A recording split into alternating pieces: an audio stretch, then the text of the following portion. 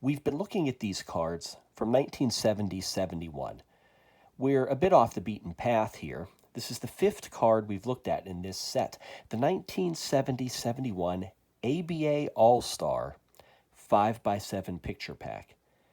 This is George Carter, number 5 going alphabetically by last name.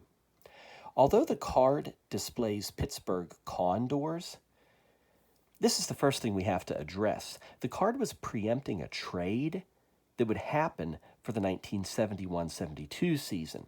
He was actually playing for the Virginia Squires here in 70-71, and he represented the Squires for the 1971 ABA All-Star Game. And to put this George Carter card in context chronologically, this is 2 seasons before one of my favorite Virginia Squires cards. Can you guess what it is? I know you've seen it. Here. It's the 72-73 Topps Dr. J rookie card. Another Virginia Squires card.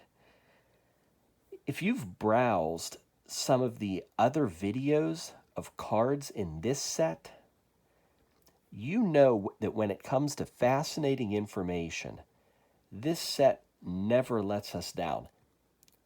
In fact, another one of the Pittsburgh Condors in this set, John Brisker, he disappeared. That's right, disappeared in Uganda.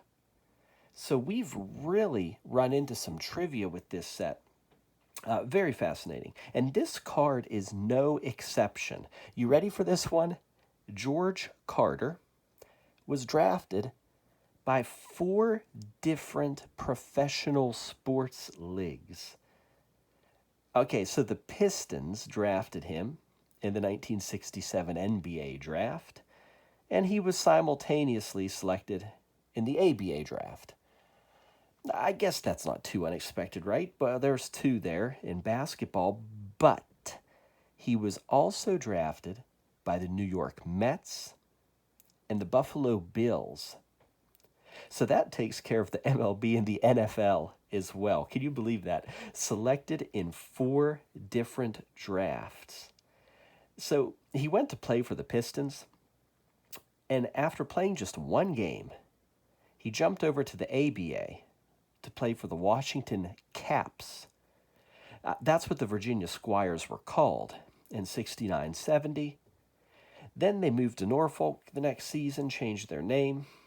They became the Virginia Squires there for 70-71. He didn't overlap with Dr. J. He was out for a different team before Dr. J was playing for the Squires.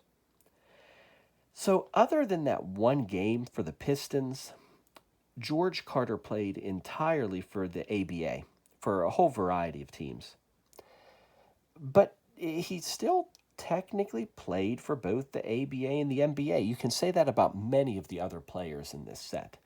I hope you browse around some of the other videos. Really, it's fascinating. If you've watched those other videos, a lot of this information is going to repeat. If not, I want to let you know about this set of cards. I mean, you might even be wondering why I'm calling them cards, when what you're looking at, as you've probably already seen, is just a piece of paper. That's all. It's not really a card. It's a 5x7 piece of paper. Nothing on the back.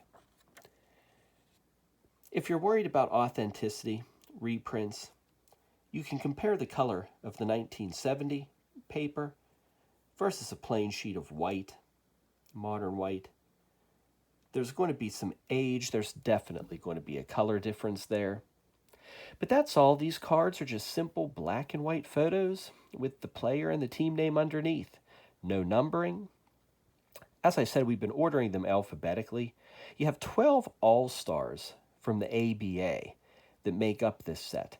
The first card, Rick Barry, is the highlight. Even your average basketball fan is going to recognize Rick Barry and want that Rick Barry card. And now, for your casual fan, he might be the only one who's recognized in this set. avid fans will recognize quite a few others. The price of these cards is kind of unpredictable. They don't appear on the market too often. When they do, if someone else wants them, they can get bid up to that $100 mark, the entire set. If you catch them at the right time where there's not competition, you don't need to pay that much. They'll sell a little bit cheaper. So, yeah, they're a little bit off the beaten path, but really a worthwhile addition to someone's set. So, yeah, hope you enjoyed. George Carter, 4 different professional sports leagues drafting you. How about putting that on your resume? Really must have been a great athlete there. I thought you'd find this one fascinating. We'll talk to you later. Bye-bye.